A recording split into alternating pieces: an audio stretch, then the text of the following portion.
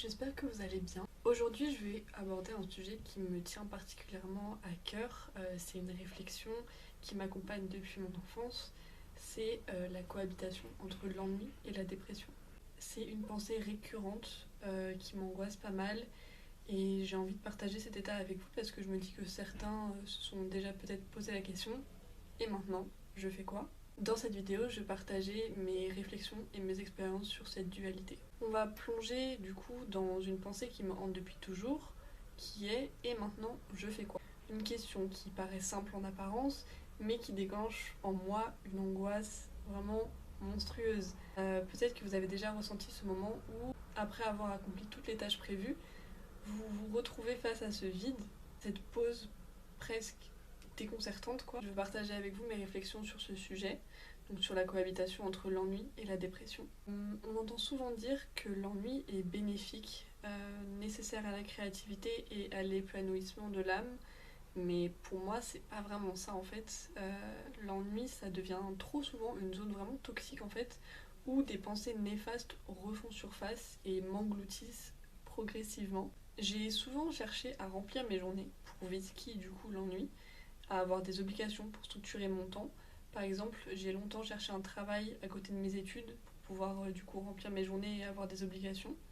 Mais aujourd'hui, sans réelle obligation du coup, parce que je suis à la fac et j'ai pas de taf, je me retrouve dans un cercle vicieux.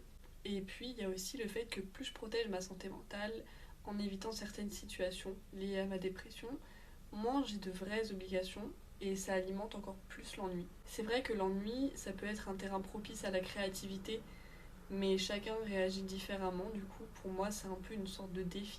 Parce que j'aimerais bien être créative, mais juste genre, soit j'ai pas la force, soit j'ai pas la force, soit j'ai pas l'envie. J'ai pas envie de me forcer à faire un truc qui va pas m'apporter du plaisir du coup. Mais du coup, c'est vraiment un cercle vicieux de malade. Parfois, il faut accepter et comprendre l'ennui plutôt que le fuir. Mais c'est un peu dur, du coup, quand on sait ce qui arrive quand on pense trop. Et la dépression, ça simplifie vraiment pas la relation que j'ai avec l'ennui, du coup.